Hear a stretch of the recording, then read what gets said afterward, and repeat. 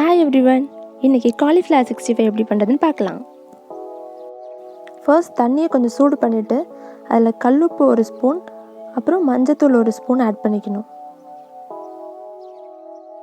ரெண்டுத்தையும் நல்லா மிக்ஸ் பண்ணிவிட்டு நம்ம ஒரு பெரிய காலிஃப்ளவர் எடுத்து சின்ன சின்னதாக கட் பண்ணி வச்சுட்டு அந்த தண்ணியில் நம்ம ஆட் பண்ணணும்.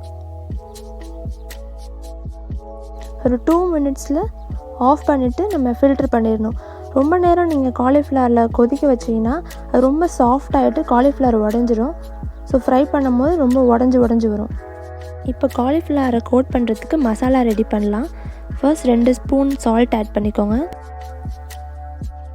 அப்புறம் 1/2 ஸ்பூன் மஞ்சள், 2 ஸ்பூன் மிளகாத்தூள் ஆட் பண்ணிக்கோங்க.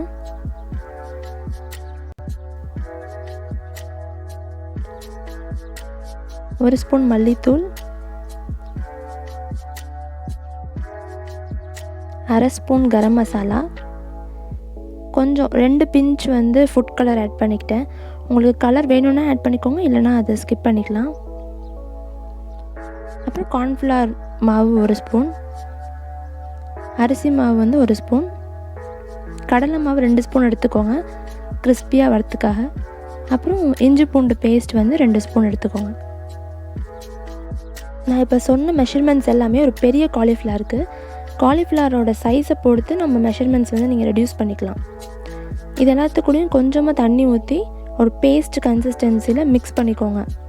ரொம்ப தண்ணி ஊற்றிடாதீங்க, தேவையான அளவு தண்ணி ஊற்றி ஒரு பேஸ்ட் மாதிரி இப்படி எடுத்துக்கோங்க. அது கூட ஒரு 1/2 லெமன் புழிஞ்சு விட்டுக்கோங்க.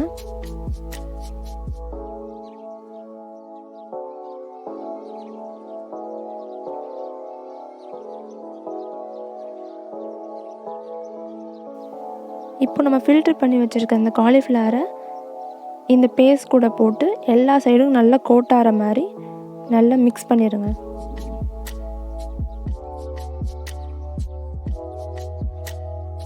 இந்த மாதிரி மிக்ஸ் பண்ணிவிட்டு ஒரு 30 to 40 மினிட்ஸ் டிஸ்டர்ப் இல்லாமல் வச்சுருங்க. இப்போ ஒரு கடாயில் நல்லா எண்ணெய் ஊற்றிட்டு எண்ணெய் நல்லா காஞ்சதுக்கப்புறம் நம்ம மிக்ஸ் பண்ணி வச்சுருக்க அந்த காலிஃப்ளவரை ஒன்று ஒன்றா போட்டு ஃப்ரை பண்ணி எடுத்துக்கலாம்.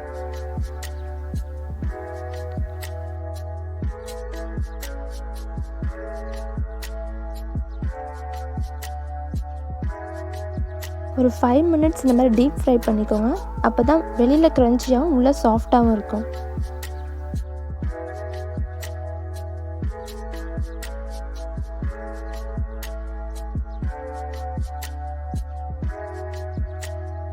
அவ்வளோதான், நம்மளுடைய crunchy cauliflower ready. Eat healthy, be healthy and stay healthy. இந்த வீடியோ பிடிச்சிருந்தால் லைக் பண்ணுங்கள், ஷேர் பண்ணுங்கள், மறக்காமல் சப்ஸ்கிரைப் பண்ணிவிடுங்க.